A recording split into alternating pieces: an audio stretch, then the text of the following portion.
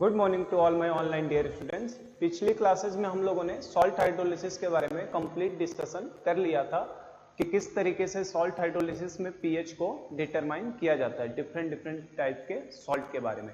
और लास्ट वाली क्लास में हम लोगों ने सॉल्ट हाइड्रोलिसिस देखा था, जो सिलेबस में नहीं है फिर भी क्वेश्चंस हमारे बुकलेट में मिल जाते हैं, जिनमें ऐसा सॉल्ट जिनके अंदर एम्फीप्रोटिक एनायन होता था या पॉलीवैलेंट एनायन होता था। तो आज की क्लास में हम लोग बफर सॉल्यूशन स्टार्ट करने वाले हैं कि बफर क्या होता है। तो अगर जस्ट हम लोग थोड़ा सा देखें तो हम लोगों ने पीएच डिटर्मिनेशन के टाइप में मैंने बताया था आपको, सबसे पहले हमने देखा था केवल एसिड को डिसॉल्व किया जाए तो पीएच किस तरीके से डिटरमाइन करेंगे। डिफरेंट टाइप्स के हमने एसिड लिया था पार्ट 1 में। पार्ट 2 में हमने क्या किया था, केवल बेस को डिसॉल्व किया था और उसकी वजह से हमने एसिड को देखा था, पीएच को देखा था कि क्या होने वाला है। और तीसरे पार्ट में अगर बताऊं तो तीसरे पार्ट में हम लोगों ने एसिड और बेस दोनों को एक साथ डिसॉल्व किया था, जिसमें हम लोगों ने केवल केस 1 लिया था। केस 1 कौन सा था हमारा, जिसमें when acid and base both are mixed in equal proportion, जिसमें एसिड और बेस का हमने इक्वल प्रोपोर्शन लिया था। अब अगर अनइक्वल प्रोपोर्शन लेंगे तो क्या होगा, इक्वल प्रोपोर्शन लेने पे क्या बनता है, सॉल्ट बनता है और वो पूरा हमारा सॉल्ट हाइड्रोलिसिस के अंदर आता है, जिससे हम लोगों ने कंप्लीट कर लिया है अपना। तो हम लोग अगर जस्ट मैं बताऊं, एक बार हमने पार्ट 1 देखा था, पार्ट 1 में केवल और केवल किसकी वजह से पीएच देखा था हमने, एसिड्स की वजह से। पार्ट 2 की बात करूं तो पार्ट 2 में हमने किसकी वजह से केवल और केवल देखा था, बेस की वजह से देखा था। और अगर हम लोग पार्ट 3 की बात करें तो थर्ड पार्ट में जो हम लोग देखे थे उसके अंदर हमने एसिड भी डाला था बेटा, प्लस बेस भी डाला था। अब इसमें दो केसेस हो सकते थे, मैंने बताया था कि दो केस हो सकते हैं। पहला केस हम लोगों ने देख लिया है, जिसमें क्या होता था, इक्वल अमाउंट में डाले जाए, दोनों किस में हो, इक्वल प्रपोर्शन में या इक्वल अमाउंट में डाले जाए। और सेकंड केस इसमें पॉसिबल है जिसमें अनइक्वल अमाउंट में डाले जाए, अनइक्वल अमाउंट। तो हम लोगों ने ये केस ऑलरेडी डिस्कस कर लिया है, जो हमारा कौन सा पार्ट था, सॉल्ट हाइड्रोलिसिस का। जब अनइक्वल अमाउंट में डालते हैं तो बफर का पार्ट हो जाता है। तो आज हम लोग यही अनइक्वल अमाउंट वाला पार्ट डिस्कस करने वाले हैं, ठीक है। सेकेंड पार्ट हम लोग डिस्कस करेंगे।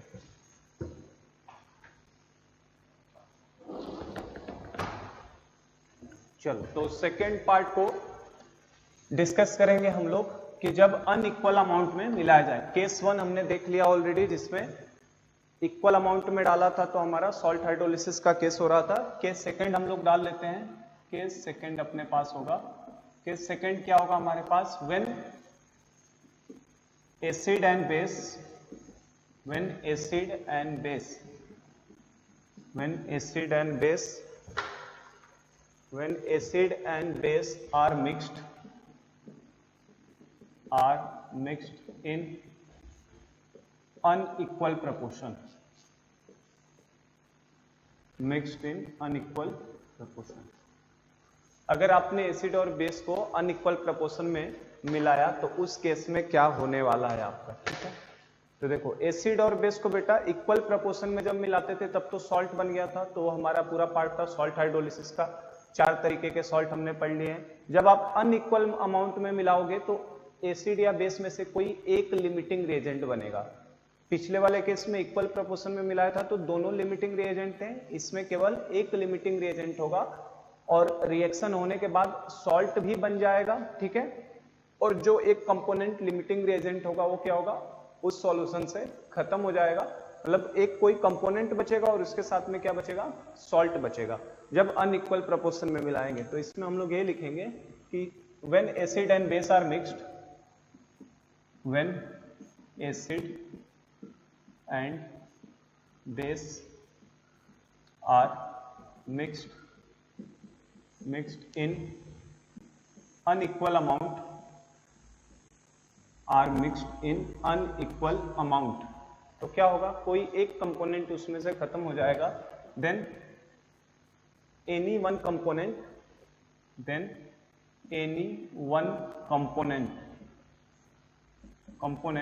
will be finished from the solution, any one component will be finished after the reaction। Reaction होने के बाद कोई एक कंपोनेंट खत्म हो जाएगा, क्योंकि अनइक्वल अमाउंट में मिला है तो कोई ना कोई एक लिमिटिंग रिएजेंट बनेगा, चाहे एसिड चाहे base. Any one component will be finish after the reaction and and another component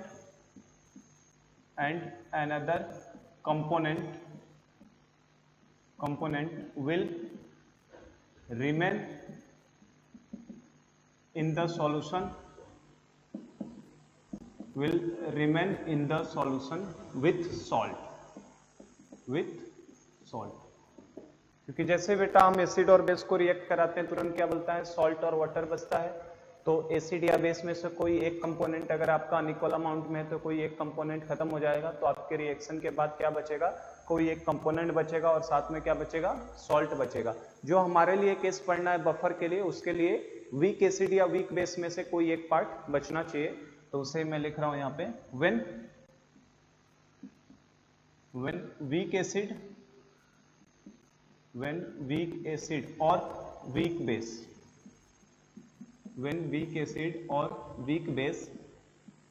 remaining in the solution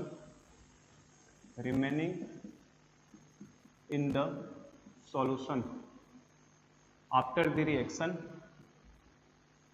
when weak acid or weak base remaining in the solution after the reaction with its strong counter ion, then that type of solution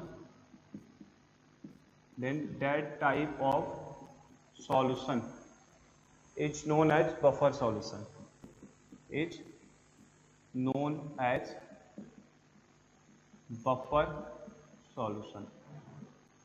ठीक है बेटा।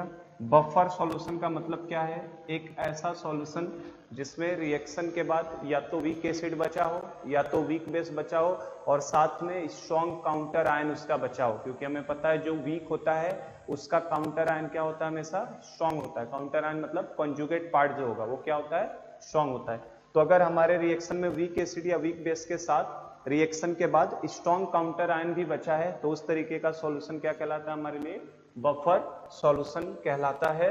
और मतलब क्या है, जैसे weak acid लिया बेटा हमने, वीक एसिड को रिएक्ट करा दो स्ट्रॉन्ग बेस के साथ, तो जैसे ही वीक एसिड और स्ट्रॉन्ग बेस आपस में रिएक्ट करेंगे तुरंत आपका क्या बनने वाला है बेटा, सॉल्ट प्लस वाटर, ठीक है ना, सॉल्ट प्लस वाटर। चूंकि मुझे अगर बफर सॉल्यूशन इन दोनों को अनइक्वल अमाउंट में लूंगा तो या तो ये लिमिटिंग रेजेंट बनेगा या तो ये बनेगा। तो चूंकि बफर बनाने के लिए लिमिटिंग रेजेंट हमने किसको मान लिया, स्ट्रॉन्ग बेस को, स्ट्रॉन्ग बेस सॉल्यूशन से खत्म हो जाएगा। तो स्ट्रॉन्ग बेस अगर खत्म हो जाएगा तो सॉल्यूशन में क्या बचा रहेगा, वीक एसिड बचा रहेगा और साथ में सॉल्ट बचा रहेगा, है ना। सॉल्ट मतलब उसके काउंटर आयन से ही बना होगा सॉल्ट।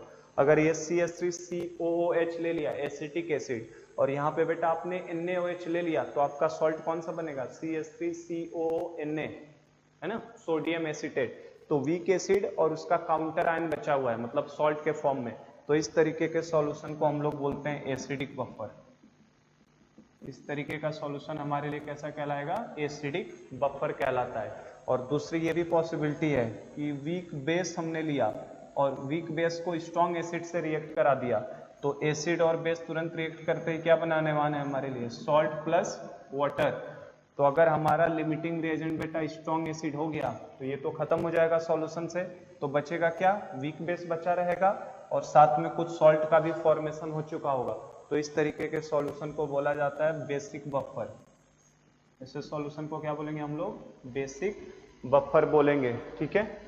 तो ये आइडिया है हमारा बफर सॉल्यूशन का थोड़ा सा, क्योंकि जब अनइक्वल पार्ट में मिक्स करोगे आप दोनों को ना, अनइक्वल प्रोपोर्शन में, एसिड और बेस का इक्वल अमाउंट नहीं है, then any one component will be finish, एक खत्म होगा और other will be remaining in the solution with the salt, salt के साथ बचा रह जाता है।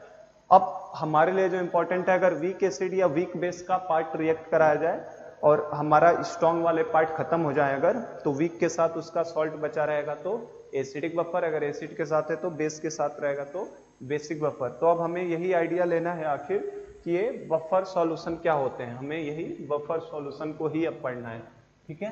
तो हमारा नेक्स्ट रीडिंग वही रहेगा बफर सॉल्यूशन, कि बफर सॉल्यूशन क्या होते हैं, किस तरीके से देखा जाता है, ठीक है। तो अनइक्वल प्रोपोर्शन में मिलाने पे आपका सॉल्ट के साथ साथ कोई एक पार्ट और बचा रह जाएगा, ठीक है ना। चलो तो हम लोग लिखते हैं बफर सॉल्यूशन। जो हमें पढ़ना है, अब हमें क्या देखना है, बफर सॉल्यूशन को ही समझना है कि आखिर ये बफर सॉल्यूशन क्या होता है। ठीक है, बफर सॉल्यूशन। तो बेटा पहले तो general meaning, what do you mean by buffer, buffer का जनरल मीनिंग क्या होता है। तो अगर बफर के जनरल मीनिंग की बात करो तो बफर एक ऐसा स्टॉक है जिसके अंदर से आप कुछ भी डाल दो या जिसके अंदर से कुछ भी निकाल लो, प्रैक्टिकली उसके अंदर कोई भी अमाउंट में चेंज दिखाई नहीं देता है। ऐसे को हम लोग जनरली क्या बोलते हैं, बफर। जैसे आपको बताऊं, कभी बाढ़ सुनामी ऐसे आ जाती है तो गवर्नमेंट अपना एक बफर स्टॉक अनाज का बना के रखती है, जिसमें से वो अनाज निकालती है और उस समय जब उस तरीके की आपदा आती है तो उस समय उसको डिस्ट्रीब्यूट करती है ना अपने लोगों के लिए। तो वो भी एक तरीके का बफर स्टॉक बोला जाता है उसको, है ना। इसी तरीके से जैसे दूसरा एग्जांपल समझाऊं, अगर समुद्र में से आप 10 बाल्टी पानी निकाल भी लो और उसके अंदर 10 बाल्टी पानी डाल भी दो तो भी उसके अमाउंट में सिग्निफिकेंटली कोई चेंज दिखाई हमें नहीं देगा। तो ये जनरल मीनिंग होता है बफर का। हमें जो पढ़ना है वो क्या पढ़ना है, बफर सॉल्यूशन। मतलब हमारा डीलिंग किसके साथ है, हमारा डीलिंग तो पीएच के साथ चलता है ना। तो हमारे लिए बफर सॉल्यूशन का मतलब होगा एक ऐसा सॉल्यूशन जिसके अंदर आप थोड़े से अमाउंट में एसिड डाल दो या बेस डाल दो या डाइल्यूशन कर दो उसका, तो उसमें कोई प्रैक्टिकली पीएच में चेंज दिखाई ना दे। तो एक ऐसा सॉल्यूशन जो प्रैक्टिकली पीएच में चेंज नहीं दिखाई देता है generally on addition of small amount of acid base और बाय डाइल्यूशन, उस तरीके के सॉल्यूशन को हम लोग बोलते हैं बफर सॉल्यूशन। चेंज से क्या मतलब है उसको in the form of question हम लोग समझते हैं, फिर हमें बफर का मीनिंग क्लियर हो जाएगा। जैसे मतलब मान लो मैं आपसे ये क्वेश्चन पूछूं कि व्हाट इज पीएच ऑफ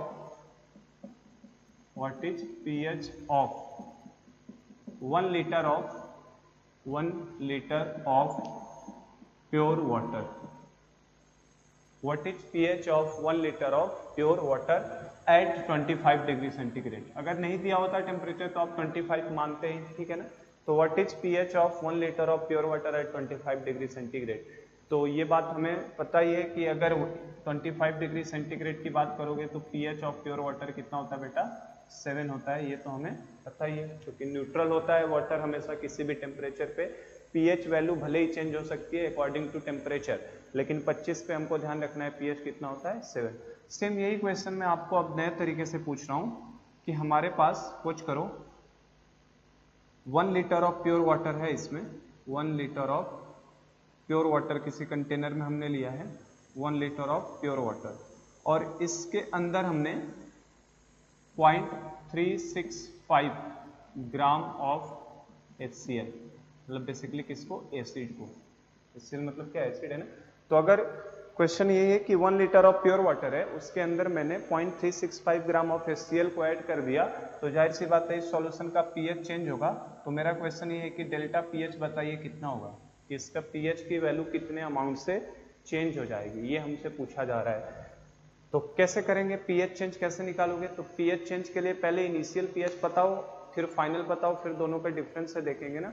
तो हमें पता है कि HCl एक तरीके का स्ट्रॉन्ग एसिड है, तो ये 100% डिसोसिएट होता है। जितना HCl का कंसंट्रेशन होगा वही हमारा सॉल्यूशन का कंसंट्रेशन बन जाएगा, है ना। H+ आयन का कंसंट्रेशन वही होगा। तो अगर पहले बात किया जाए तो 1 लीटर ऑफ जब प्योर वाटर था तो इसका पीएच बेटा कितना होगा, 7 रहेगा। स्टार्टिंग में तो कितना रहेगा, 7। और जैसे ही आप इसके अंदर HCl को डाल दोगे तो इसका पीएच चेंज हो जाएगा। पहले तो न्यूट्रल वाटर था, अब कैसा हो गया, एसिडिक हो गया। तो पूरे आयनिक इक्विलिब्रियम चैप्टर में कंसंट्रेशन के बिना काम चलने वाला नहीं है। तो हम लोग क्या करें, HCl का कंसंट्रेशन निकाल लेते हैं। कंसंट्रेशन ऑफ HCl बताओ, कंसंट्रेशन कैसे निकालते हैं बेटा, मोल्स अपॉन वॉल्यूम से निकालेंगे। और मोल्स कैसे निकालोगे, तो मोल्स के लिए मैंने इसका मास दे दिया है कितना, 0.365 मास अपॉन मोलर मास कितना बेटा, 36.5। HCl का 35.5 इसका और 1 इसका, तो कितना 36.5 डिवाइडेड बाई वॉल्यूम कितने में डाला जा रहा है, 1 लीटर के अंदर। तो ये हम देखें तो ये कितना आएगा, 10⁻²। 0.365 अपॉन 36.5 कितना आ जाएगा आपका, 10⁻²। तो HCl एक स्ट्रॉन्ग एसिड है, तो जितना HCl का कंसंट्रेशन होगा वही कंसंट्रेशन ऑफ H+ आयन होगा। और 10 के जो निगेटिव वैल्यू होती है यही बेटा हमें पीएच बताती है। तो इसका मतलब इस सॉल्यूशन का पीएच अब कितना हो चुका है, 2। इनिशियली पीएच कितना था 7 जब न्यूट्रल वाटर था। जैसे इसमें इतना स्मॉल अमाउंट में 0.365 ग्राम इतना कम अमाउंट में मैंने एसिड को ऐड किया तो पीएच कितना हो गया 2। और मुझसे पूछा है कि चेंज इन पीएच बताइए, तो चेंज इन पीएच बेटा कितना हो जाएगा 7 - 2 मतलब कितना हो जाएगा 5। कितने का चेंज आ गया सीधे 5 का। देखो इतना कम अमाउंट में मैंने डाला है 0.365 ग्राम का।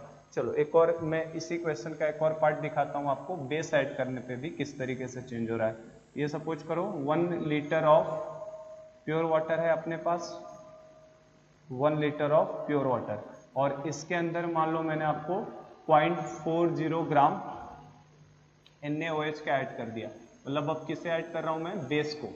NaOH क्या है, बेस है, वहां तक कवर हो रहा है ना, ठीक है। तो अब हमने उसके अंदर 0.40 ग्राम NaOH मतलब बेस को ऐड कर दिया। और फिर से सवाल हमारा वही है कि आप बताइए कि डेल्टा पीएच क्या होगा, पीएच में कितना चेंज हो जाएगा।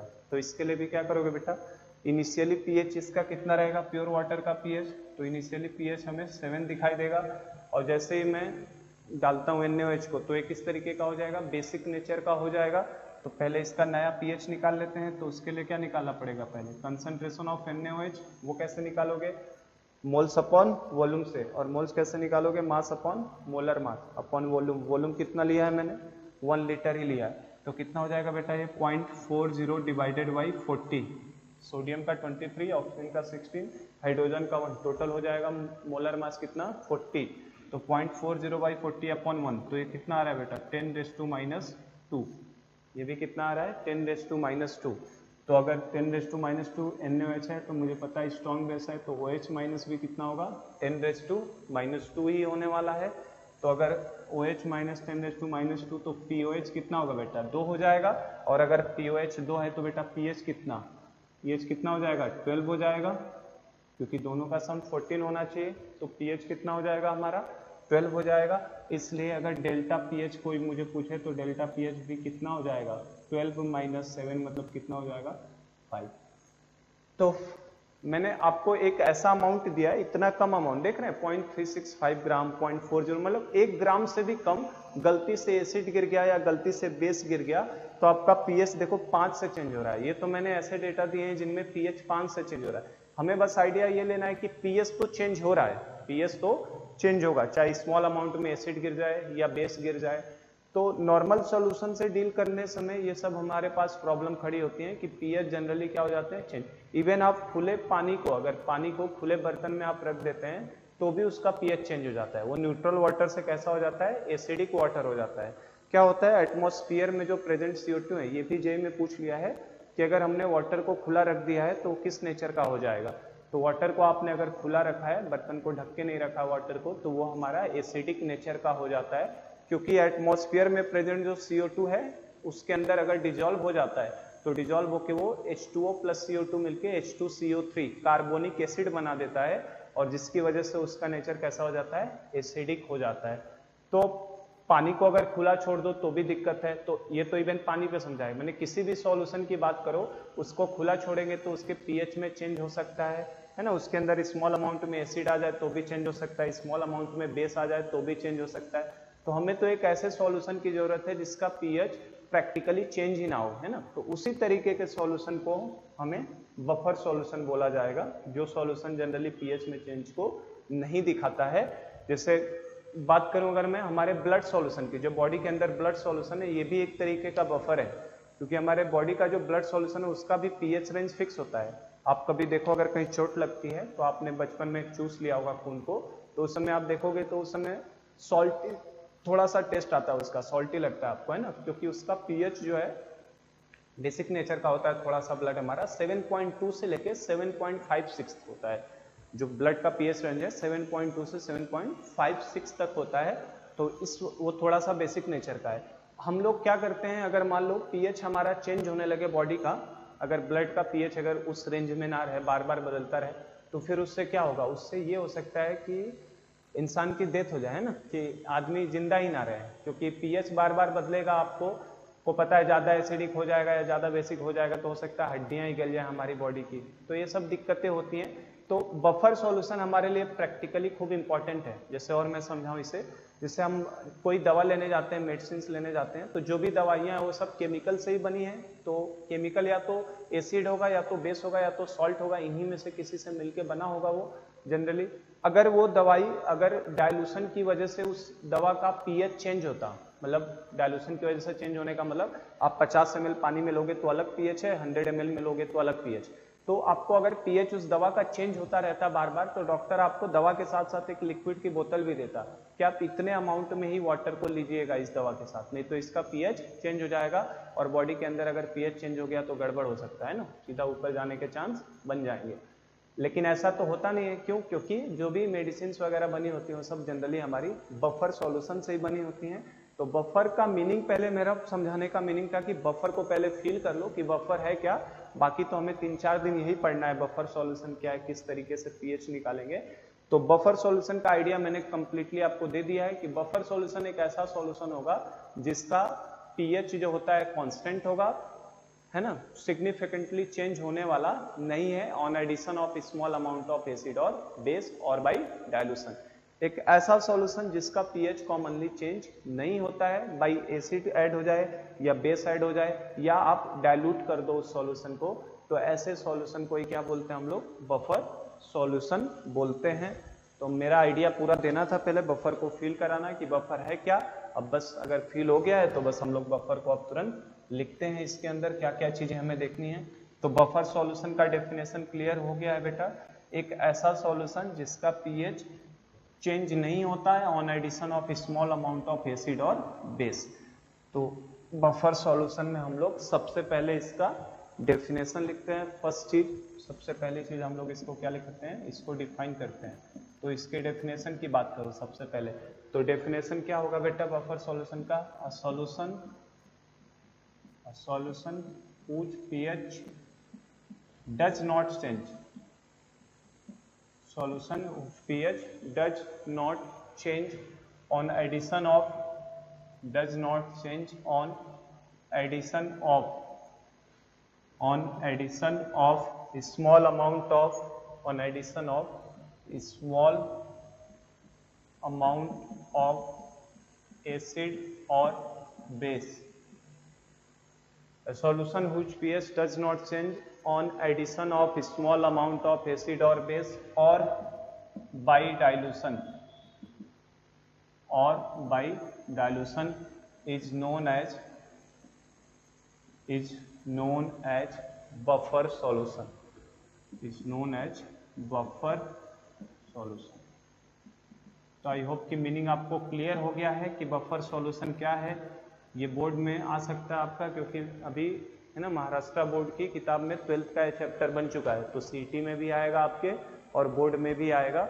तो डेफिनेशन वाइज आपको क्लियर होना चाहिए। बफर सॉल्यूशन एक ऐसा सॉल्यूशन है जिसका पीएच चेंज नहीं होता है बाय डाइल्यूशन या on addition of small amount of acid और बेस। तो उस तरीके के सॉल्यूशन को हम लोग बोलते हैं बफर सॉल्यूशन। क्या रीजन है कि बफर का पीएच जनरली चेंज नहीं होता? रीजन ये है बेटा, क्योंकि बफर के पास एसिडिक और बेसिक दोनों पार्ट मौजूद होते हैं। बफर के पास एसिडिक पार्ट भी होता है और बेसिक पार्ट भी होता है। फॉर एग्जांपल, जैसे अभी मैंने आपको समझाया था, इधर साइड में बताता हूं मैं, जैसे आपको मैंने बताया था अभी कि वीक एसिड प्लस सॉल्ट जब बन रहा था आपको, या पहले रिएक्शन लिख लेते हैं, weak acid plus strong base क्या दिया था बेटा? सॉल्ट प्लस वाटर बना रहे थे हम लोग, सॉल्ट प्लस वाटर। तो देखो मैंने बताया था आपको स्ट्रॉन्ग बेस लिमिटिंग एजेंट है, तो ये तो खत्म हो जाएगा, तो बचेगा क्या? वीक एसिड और सॉल्ट। तो वीक एसिड में तो एसिडिक पार्ट होता है और जो उसका सॉल्ट होता है ना उसके अंदर बेसिक पार्ट मौजूद होता है। कैसे? देखो, अगर वीक एसिड आपने CH3COH ले लिया और आपने मान लो बेस NaOH लिया होता, तो आपका सॉल्ट कौन सा बनता बेटा? CH3CONA बनता कि नहीं बनता? तो हमें पता है, देखो ये तो सीधा सीधा एसिडिक नेचर का दिख रहा है। CH3CONA में जो सोडियम है इसका तो हाइड्रोलिसिस नहीं होगा, हमने पढ़ लिया है पूरा सॉल्ट हाइड्रोलिसिस। ये सॉल्ट है ना, इसका हाइड्रोलिसिस होने वाला नहीं है, लेकिन इस एनायन का हाइड्रोलिसिस तो होगा, और एनायन का हाइड्रोलिसिस होता है तो बेटा ये वाटर से H+ लेने का काम करेगा। इसका मतलब ये OH- को बढ़ाता है, और OH- को बढ़ाता है तो खुद किस नेचर का हो जाएगा? बेसिक। किस नेचर का? बेसिक। तो वीक एसिड और उसका सॉल्ट अगर बचा रहेगा, अभी मैंने बताया, तो एक इस तरीके का होता है, एसिडिक बफर कहलाता है ना। तो बफर का मतलब ये हो गया कि इसके अंदर एसिडिक पार्ट भी मौजूद होता है और इसके अंदर काउंटर आयन की वजह से बेसिक पार्ट भी। अगर आपके पास वीक एसिड है तो उसका काउंटर आयन जो होगा वो कैसा होगा, बेस होगा, बताया ना, एसिड का कॉन्जुगेट बेस होता है, तो दोनों पार्ट मौजूद होते हैं। तो इसका रीजन यही है, तो हम लोग यही लिखेंगे, buffer solution contains, buffer solution contains both acidic as well as basic parts। ठीक है बेटा, बफर सॉल्यूशन जो होता है वो दोनों पार्ट कंटेन करके रखता है, आपका एसिडिक पार्ट भी और बेसिक पार्ट भी, तो ध्यान रखिएगा इसे। तो ये हमारा डेफिनेशन है किसका, बफर का, कि बफर होता क्या है। चलो सेकंड पॉइंट की बात करूं मैं, तो सेकंड हमें बफर की प्रॉपर्टीज लिखनी है, कि बफर के आखिर क्या क्या प्रॉपर्टीज हैं। तो प्रॉपर्टीज में वही जो मैंने अभी बताया वही सब है। तो आप प्रॉपर्टीज में फर्स्ट पॉइंट हम लोग यही लिखेंगे, it has a constant pH. Buffer solution का पीएच क्या होता है बेटा, कांस्टेंट होता है, चेंज नहीं होता है, इसका पीएच एक कांस्टेंट होता है। पहली प्रॉपर्टी ये है बफर की। सेकंड प्रॉपर्टी बफर सॉल्यूशन की बात करो, सेकंड प्रॉपर्टी की, तो सेकंड प्रॉपर्टी हम लोग लिखेंगे कि pH does not change, pH does not change on dilution. Dilution करने पे पीएच में कोई चेंज हमें दिखाई नहीं देगा, ठीक है, सेकंड प्रॉपर्टी थी। थर्ड प्रॉपर्टी की बात करो, है ना, जनरली मैंने बता दिया आपको कि बफर का मतलब ये पीएच में जो चेंज को रेजिस्ट करे, है ना, पीएच में चेंज होने ना दे, तो pH does not change on dilution. Third property हम लोग ये भी बोल सकते हैं, pH does not change, pH does not change on standing for long. Standing for long का मतलब क्या है, बहुत देर तक आप अगर खुला भी छोड़ दो तो भी पीएच चेंज होने वाला नहीं है, ठीक है, थर्ड प्रॉपर्टी। और फोर्थ एक और प्रॉपर्टी की बात करें हम लोग, लास्ट ये कह सकते हैं कि pH does not change, pH does not change, या ब्रैकेट में हम लोग बोल सकते हैं स्लाइटली चेंज, क्योंकि ऐसा नहीं है कि बिल्कुल चेंज नहीं होगा बेटा, थोड़ा सा तो चेंज होता ही है, स्लाइटली चेंज, लेकिन वो इतना ज्यादा नहीं होगा कि जैसे 5 से चेंज हो गया था, वैसा नहीं होगा जो अभी क्वेश्चन करवाया था मैंने। पीएच डज नॉट चेंज, या ब्रैकेट में बोल सकते हैं slightly change on addition of small amount of acid और base, ठीक है। तो ये कुछ प्रॉपर्टीज हैं जो बफर की ध्यान रखते हैं, कांस्टेंट पीएच रखता है, डज नॉट चेंज, डाइल्यूशन पे चेंज नहीं होता, स्टैंडिंग फॉर लॉन्ग, अकेला इसको बहुत देर तक छोड़ देंगे तो भी आपको पीएच चेंज होने वाला नहीं है, खुला छोड़ देंगे, और pH small amount of acid या बेस को ऐड करने पे भी जनरली चेंज नहीं होता है। ये हमारा पहला definition, second point properties. Third की बात करो हम लोग, तो थर्ड होता है बफर रेंज।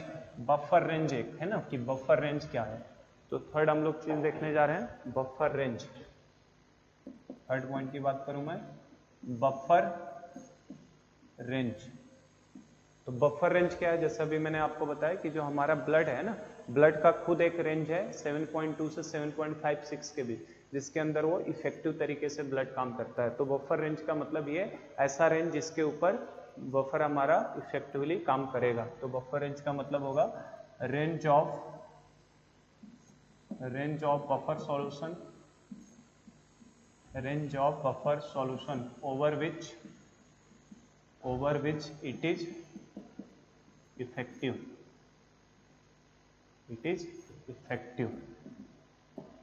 है ना, वो रेंज जिसके ऊपर हमारा बफर इफेक्टिव होता है उसी को हम लोग क्या बोलते हैं, buffer range. Range of buffer solution over which it is effective, उसी को हम लोग बफर रेंज बोलते हैं। हम लोग निकालेंगे अभी कि बफर रेंज किस तरीके से निकालते हैं, अलग अलग कुछ बफर रेंज होते हैं, ठीक है। चलो फोर्थ पॉइंट की बात करूं अगर मैं बफर सॉल्यूशन से रिलेटेड, तो फोर्थ है बफर एक्शन। बफर एक्शन, ठीक है। तो बेटा बफर एक्शन का मतलब क्या है, बफर एक्शन का मतलब है अगर बफर सॉल्यूशन के अंदर आपने स्मॉल अमाउंट में एसिड या बेस को ऐड किया है तो बफर कौन सा ऐसा एक्शन करता है जिसकी वजह से वो पीएच में चेंज को रेजिस्ट करता है, उसी एक्शन को क्या बोलते हैं हम लोग, बफर एक्शन। तो हम लोग यही बोलेंगे action of a buffer solution, action of buffer solution,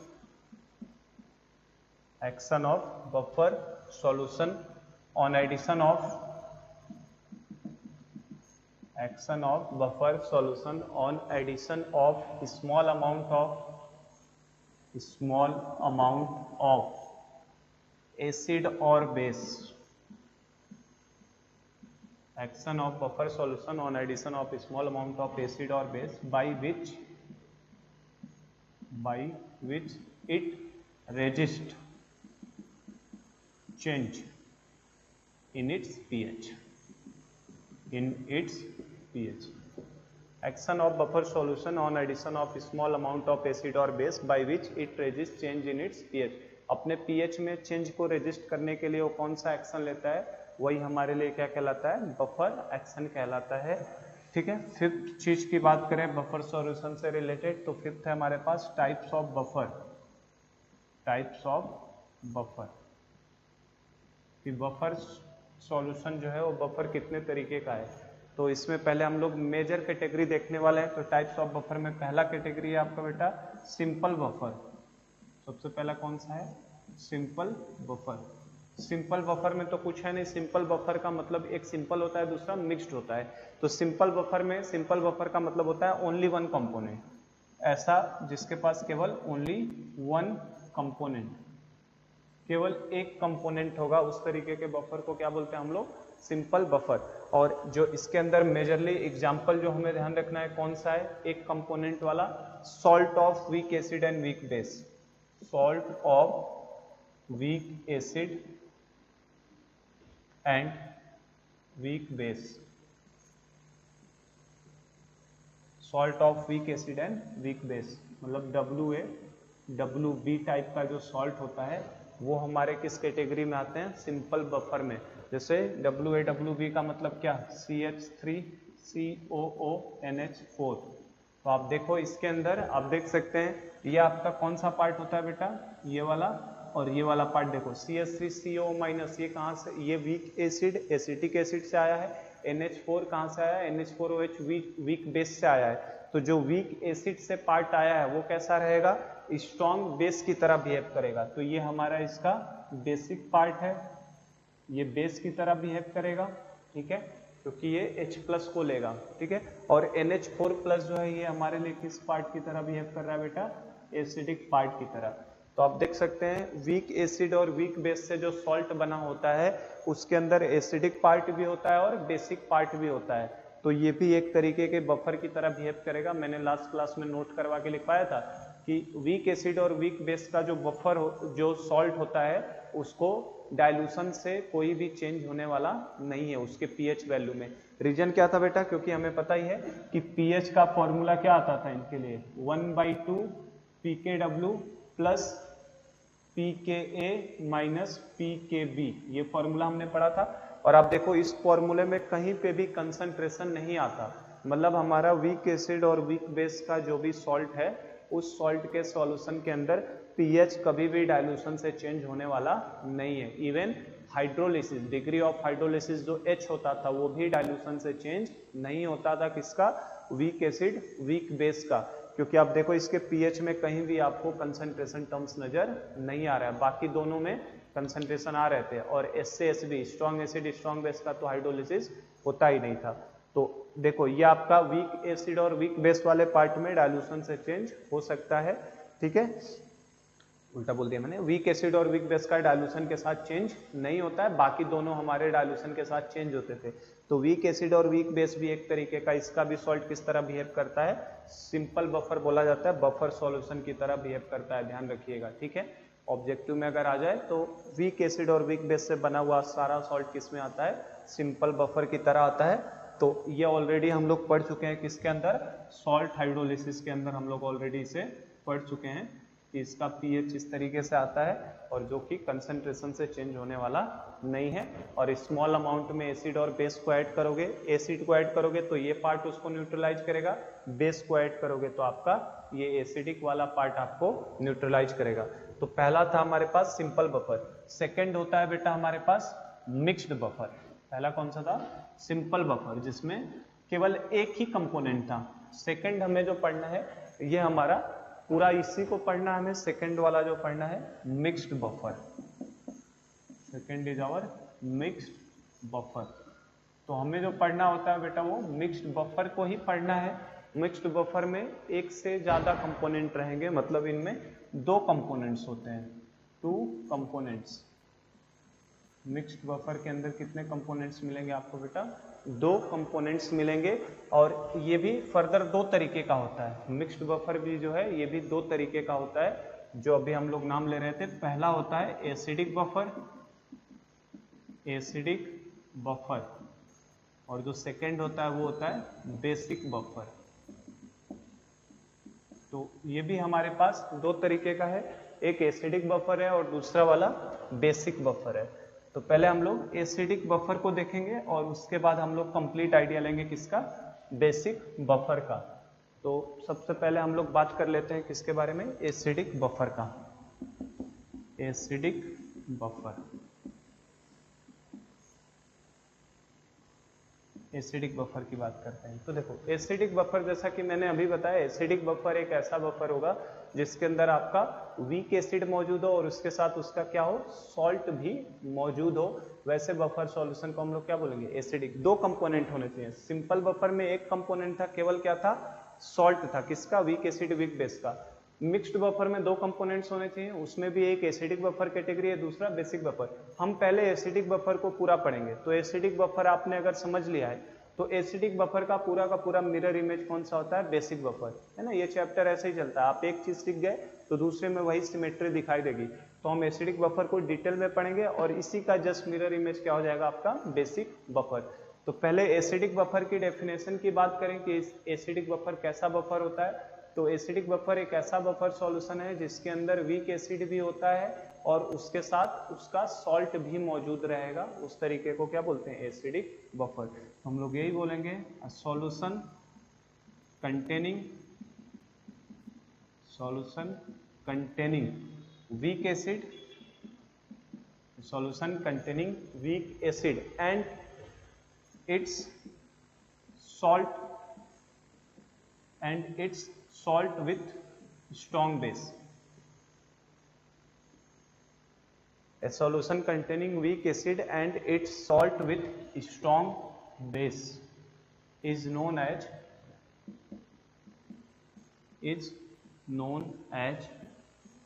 acidic buffer. Is known as acidic buffer. Solution containing weak acid and its salt with strong base is known as acidic buffer. तो weak acid रहेगा, ठीक है। जैसे weak acid की reaction आपने करा दिया किसके साथ? strong base के साथ। तो weak acid strong base से रिएक्ट करेगा तो बेटा क्या बनाएगा? salt plus water. यही दो चीजें बनने वाली हैं, सॉल्ट और वाटर। और अगर हमारा स्ट्रॉन्ग बेस लिमिटिंग रिएजेंट हो गया, लिमिटिंग रिएजेंट होने का मतलब ये सॉल्यूशन से खत्म हो जाएगा। तो ये खत्म हो जाएगा तो क्या बचेगा आपका? वीक एसिड बचा रहेगा कुछ। और ये खत्म कब होगा? जब वीक एसिड का अमाउंट स्ट्रॉन्ग बेस से ज्यादा रहेगा। क्योंकि अब हम लोग अनइक्वल प्रपोर्शन में पढ़े हैं कि दोनों का अमाउंट क्या है? अनइक्वल है, सेम नहीं है अभी, ठीक है ना। सेम रहता तो ये खत्म होकर सॉल्ट बनता, तो सॉल्ट हाइड्रोलिसिस था। अभी क्या है? स्ट्रॉन्ग बेस एक कोई खत्म होगा तो मैंने स्ट्रॉन्ग बेस को लिमिटिंग रिएजेंट कराया तो बचेगा क्या? वीक एसिड और साथ में उसका क्या बच गया? सॉल्ट।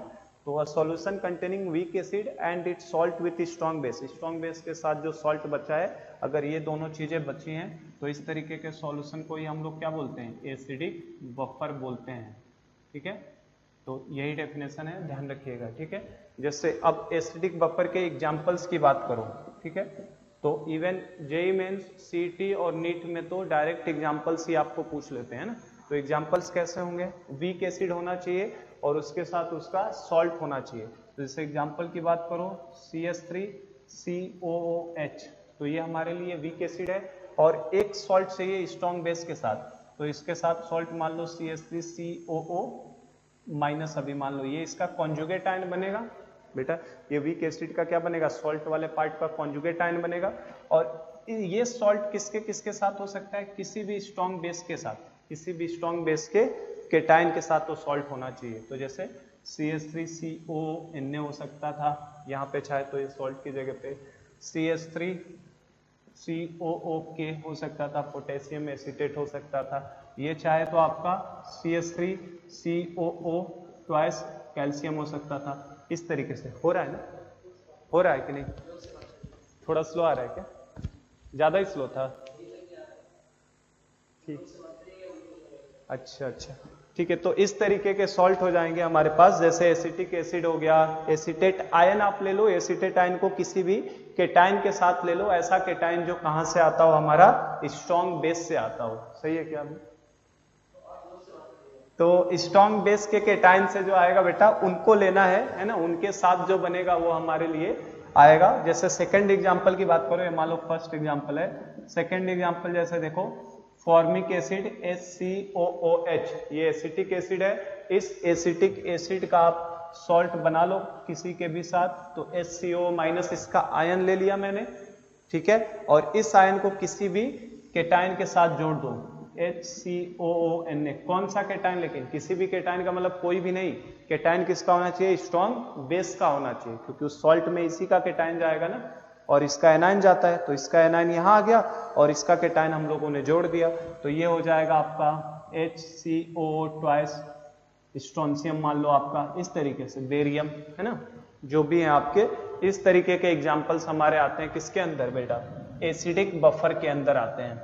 चलो और एक दो एग्जाम्पल बस लिखते हैं हम लोग, देखो नेक्स्ट एग्जाम्पल की बात करूं अगर मैं, नेक्स्ट एग्जाम्पल जैसे देखो थर्ड एग्जाम्पल की बात करें हम लोग, तो जैसे आपका अगर मान लो ये बेंजोइक एसिड ले लिया जाए, ये आपका बेंजोइक एसिड है, और इस बेंजोइक एसिड के साथ मान लो मैंने सोडियम बेंजोएट को ले लिया, COONA प्लस सोडियम बेंजोएट, तो देखो ये स्ट्रॉन्ग बेस का केटाइन ले लिया, तो ये भी एक तरीके का क्या है, एसिडिक बफर है। तो इवन क्वेश्चन से ही आ जाता है कि identify which of the following is acidic buffer, तो आपको एग्जाम्पल भी समझ में आना चाहिए, ये वीक एसिड है, ये उसका स्ट्रॉन्ग बेस के साथ सॉल्ट बना हुआ है, ठीक है। तो जनरल रूल यही होता है बेटा एसिडिक बफर पहचानने का, कि एसिडिक बफर के लिए क्या चीज आपको दिखाई देगी, वीक एसिड रहेगा प्लस क्या रहेगा, इसी वीक एसिड का कॉन्जुगेट आयन रहेगा, किसके साथ, वीक एसिड प्लस उसका कॉन्जुगेट बेस विथ, किसके साथ रहेगा उसका कॉन्जुगेट बेस, देखो वीक एसिड तो रहना ही रहना है, ठीक है, और उसका कॉन्जुगेट बेस है ना, एसिड का कॉन्जुगेट क्या आता है, बेस, तो उसका कॉन्जुगेट बेस रहेगा विथ, किसके साथ रहेगा, किसके किसके साथ हो सकता है, या तो Na प्लस या K प्लस, जो भी हमने स्ट्रॉन्ग बेस पढ़े थे उनके केटाइन के साथ होना चाहिए। तो weak acid plus conjugate base with sodium, potassium, rubidium या सीजियम, ठीक है, या कैल्शियम, स्ट्रोंशियम और बेरियम, ठीक है, इन लोगों के साथ, इनमें से किसी के भी साथ रहेगा, तो इस तरीके का सॉल्यूशन हमेशा कैसा बफर बनाने वाला है, ये हमेशा हमारा एसिडिक बफर की पहचान है बेटा, ध्यान रखना। तो एसिडिक बफर बनने की कंडीशंस क्या है, एसिडिक बफर बताएगा वीक एसिड होना चाहिए और उसके साथ उसका कॉन्जुगेट बेस होना चाहिए, और कॉन्जुगेट बेस के साथ कौन सा आयन लगा होना चाहिए, केटाइन, क्योंकि कॉन्जुगेट बेस तो एनायन बनेगा, केटाइन कौन सा लगना चाहिए, sodium, potassium, rubidium, caesium, calcium, strontium, barium, जो स्ट्रॉन्ग बेस के केटाइन होते हैं उनमें से कोई भी केटाइन हमारा मौजूद होना चाहिए। तो उस तरीके का सॉल्यूशन हमारे लिए कैसा बफर बनाएगा, एसिडिक बफर बनाएगा, ठीक है। और एक दो एग्जांपल की बात करो अगर मैं, जैसे थर्ड था, फोर्थ एग्जांपल देखो, जैसे H2S की बात करो अगर, H2S, तो H2S हमें पता है डाइप्रोटिक होता है, तो H2S के पास दो एसिडिक हाइड्रोजन होते हैं, कितना हो गया 43 मिनट का हो गया सर। तो ये आपका H2S क्या है हमारा, डाई, बेटा ये दो H प्लस देने वाला है, तो इसके पास 2 एसिडिक हाइड्रोजन है, कितने एसिडिक हाइड्रोजन है, 2 एसिडिक हाइड्रोजन, तो जिनके पास दो एसिडिक हाइड्रोजन होते हैं बेटा वो दो तरीके का एसिडिक बफर बना सकते हैं। जैसे देखो ये H2S के साथ HS माइनस का एक बना सकता है पेयर, दूसरा ये चाहे तो HS माइनस के साथ S-2 का। जितना एसिडिक हाइड्रोजन दो हैं तो ये दो तरीके का बफर सॉल्यूशन बना सकता है, एक H2S का HS माइनस के साथ, एक HS माइनस का S-2 के साथ। क्योंकि हमारी पहचान यही है कि बफर के अंदर दोनों पार्ट में एक H प्लस का डिफरेंस होना चाहिए। जितने एग्जाम्पल थे सब में कितने का डिफरेंस था, एक H प्लस का। तो अब देखो H2S को HS माइनस के साथ, जैसे फॉर एग्जाम्पल इनके अंदर हम लोग एग्जाम्पल लिखें तो जैसे इसके अंदर H2S का किसके साथ, NaHS के साथ, तो ये एक तरीके का बफर है, एक तरीके का क्या है, एसिडिक बफर, क्योंकि ये वीक एसिड है और ये देखो उसका सॉल्ट बना हुआ है, ठीक है, वीक एसिड के साथ। और इसी तरीके से हमारा NaHS का NaHS का Na2S के साथ, Na2S, तो ये भी देखो ये भी एक तरीके का बफर है, ठीक है, NaHS का Na2S के साथ। तो जिसके पास दो एसिडिक हाइड्रोजन है वो दो बफर बना सकता है, एक तो H2S HS माइनस के साथ और एक HS माइनस का S-2 के साथ। तो ये दो बफर बनाएगा, एक तो ये भी बन सकता है, दूसरा ये भी बन सकता है। जिसके पास तीन होगा वो बेटा तीन बनाएगा। जैसे फोर्थ एग्जाम्पल की बात करूं अगर मैं, फिफ्थ एग्जाम्पल H3PO4, तो H3PO4 के पास कितने एसिडिक हाइड्रोजन है, तीन है, तो ये तीन है तो ये तीन बफर बना सकता है। कौन कौन से तीन बफर बना सकता है बता सकते हो? सबसे पहला बफर बनाएगा बेटा खुद H3PO4, अपने में से एक H प्लस निकाल दे और उस H प्लस की जगह कोई भी इनमें से कैटायन को उठा के डाल दिया जाए। जैसे H3PO4 हो सकता है H2PO4 माइनस के साथ बना सकता है, ठीक है। फर्दर ये H2PO4 माइनस जो है ये हमारा HPO4 के ऊपर 2 माइनस के साथ, मैं कैटायन को नहीं डाल रहा हूं, आप उनमें से किसी भी कैटायन को रख के बना सकते हैं, ठीक है ना, बफर को। और हमारा HPO4 माइनस 2 जो है वो H2PO4 माइनस के साथ भी बफर बना सकता है, ठीक है। तो इस तरीके से ये तीन तरीके के बफर बना सकता है, क्योंकि इसके पास कितने एसिडिक हाइड्रोजन है, 3 एसिडिक हाइड्रोजन। तो ध्यान रखिएगा जिसके पास जितने एसिडिक हाइड्रोजन होते हैं वो उतने बफर सॉल्यूशन को बना सकता है। ये तीन बनाने के कैपेबल है, H3PO4, H2PO4 minus, H2PO4 minus का अगले पेयर के साथ एक H प्लस का डिफरेंस होना चाहिए और ये उसके अगले पेयर के साथ आप कोई भी कैटायन इनमें से उठा के डाल सकते हैं। और बस एक चीज और हम लोग आज की क्लास में कर लेते हैं इसके ऊपर कवर, है ना, क्योंकि अभी आइडिया तो लग गया आपको बफर कैसे बनाना है। बफर बनाने के लिए एक H प्लस का डिफरेंस होना चाहिए, वीक एसिड मौजूद होना चाहिए और उसका कॉन्जुगेट पार्ट मौजूद होना चाहिए विथ स्ट्रॉन्ग बेस के साथ। चलो तो एक लास्ट हम लोग क्वेश्चन बस इस पे कर लेते हैं। विच ऑफ द फॉलोइंग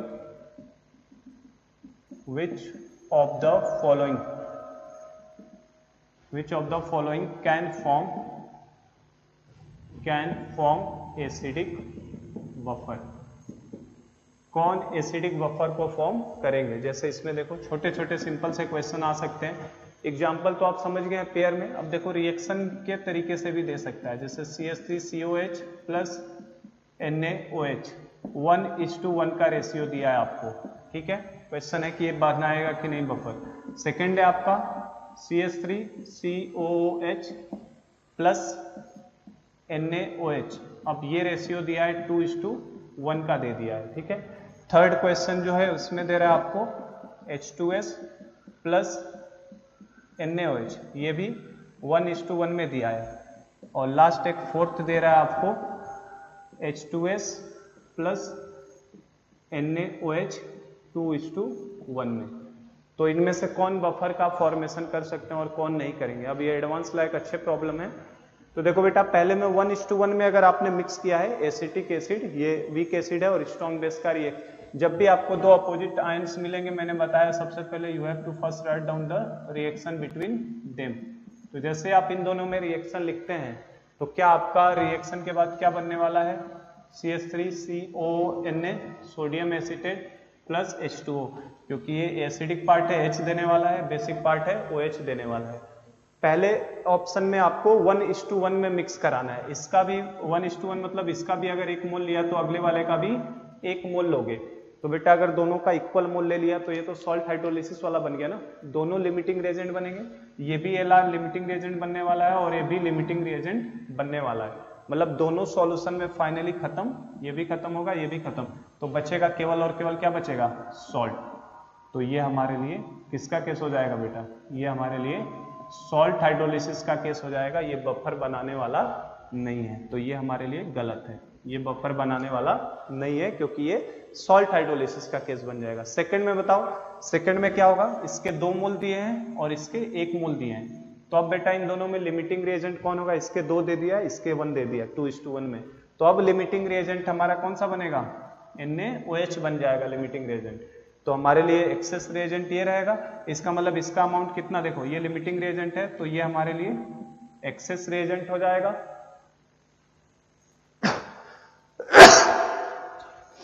तो हमारा ये लिमिटिंग रिएजेंट है, दूसरा वाला एक्सेस रिएजेंट है, तो लिमिटिंग रिएजेंट का रिएक्शन खत्म होने के बाद कोई अमाउंट नहीं बचेगा, ये खत्म हो जाएगा, और इसका बेटा कितना बच जाएगा 2 - 1 मतलब कितना बच जाएगा 1 बच जाएगा, और इसका कितना बचेगा आपका, इसका सॉल्ट का कितना बनेगा 1। तो देखो इस केस में हमारा वीक एसिड भी मौजूद है आपका और साथ में देखो सॉल्ट भी मौजूद है, तो अगर वीक एसिड और सॉल्ट दोनों मौजूद है तो ये हमारा एग्जांपल किसके कैटेगरी में आ जाएगा, एसिडिक बफर में आ जाएगा। तो ये हमारे लिए एसिडिक बफर का फॉर्मेशन करेगा। बाकी के 2 एग्जांपल भी वैसे ही चेक करने हैं सीधे सीधे। इन दोनों का रिएक्शन क्या होगा बेटा, H2S प्लस NaOH। तो देखो इनको फटाफट देखते हैं हम लोग, H2S और NaOH, तो ये एक H देने वाला है एक ये OH देने वाला है, तो कौन सा सॉल्ट बनेगा बेटा, NaHS बनेगा प्लस H2O बनेगा। तो देखो 1:1 में जब लोगे 1 ये भी है 1 ये भी है, तो ये भी खत्म ये भी खत्म, केवल क्या बचेगा NaHS, मतलब this will be case of salt hydrolysis, जैसे ऊपर वाला समझाया वही है सेम। अगले में क्या होगा, 2:1 में अगर मिक्स कर दिया तो 2:1 में, तो देखो इसके तो 2 मोल लेने हैं और इसके कितने मोल लेने हैं 1 मोल, H2S के 2 मोल और NaOH के 1 मोल, तो ये लिमिटिंग रिएजेंट मतलब ये खत्म, और इसके 2 - 1 कितना बच जाएगा 1, और हमें पता है सॉल्ट का भी बनने वाला है 1, मतलब इस समय सॉल्ट भी मौजूद है और आपका H2S भी मौजूद है, तो H2S और NaHS दोनों मौजूद है, तो ये भी हमारा किसका केस हो गया, एसिडिक बफर का हो गया। ठीक है, और एक मैं काफी अच्छा दे देता हूँ, एडवांस लाइक प्रॉब्लम है, उसको आप ट्राई कर लीजिएगा, होमवर्क के फॉर्म में है, 5th वाला। H2S प्लस NaOH को क्या होगा अगर हमने 2:3 के रेशियो में मिक्स किया, तो ये आपका होमवर्क है, इसे आप ट्राई करिए ना, एडवांस लेवल का प्रॉब्लम है। H2S को NaOH के साथ, H2S का 2 मोल NaOH का 3 मोल अगर 2:3 में मिक्स किया तो क्या होने वाला है, क्या एसिडिक बफर बनेगा कि नहीं बनेगा। ठीक है, तो ये आपका एज ए होमवर्क है। तो यहाँ से हम लोग बस अब pH डिटरमाइन करना सीखना है कि एसिडिक बफर का कंप्लीट आइडिया मिल गया हमें कि क्या होता है, तो हम लोग इसका pH किस तरीके से डिसाइड करते हैं और न्यूमेरिकल्स प्रॉब्लम वगैरह हम लोग नेक्स्ट क्लास में इसके ऊपर देखेंगे। ठीक है, तो आज का लेक्चर हम लोग स्टॉप करते हैं। Thank you so much sir.